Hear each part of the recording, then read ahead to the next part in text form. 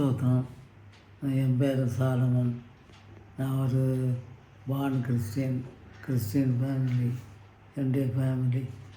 நான் எப்போவுமே இயேசுன்னு நான் ஜெபம் பண்ணுறதே இல்லை.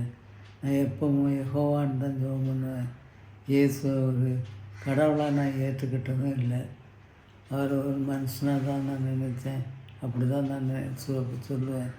என்னுடைய பிள்ளைகள் மற்றவர்கள் எல்லோரும் எவ்வளோ சொன்னாலும் நான் அதை கேட்கல. ஒரு சமயம் திடீர்னு நான் சுகமில்லாமானேன். ஹாஸ்பிட்டலில் இருந்தேன். ஆனால் சுகமாகி எல்லாம் வீட்டுக்கு வந்துட்டேன். ஒரு நாள் நைட்டு எனக்கு ஒரு திடீர்னு ஒரு கட்டளை, நீ இயேசுன்னு சொல்லு, இயேசுன்னு ஜெபம் பண்ணுன்னு ஒரு கட்டளை எனக்கு கிடச்சிது. ஆள் ஒன்றும் காணல, ஆனால் ஒரு சத்தம் கேட்டது. அதில் இருந்து நான் இயேசுவேன்னு தான் ஜெபம் பண்ணுவேன். இயேசு தான் எல்லாம் அப்படின்னு நான் அறிக்கை பண்ணேன். அது பிறகு என்னுடைய வாழ்க்கை நேராக இருக்கிறது. எல்லாமே நன்மையாக இருக்குது. All glory to Jesus.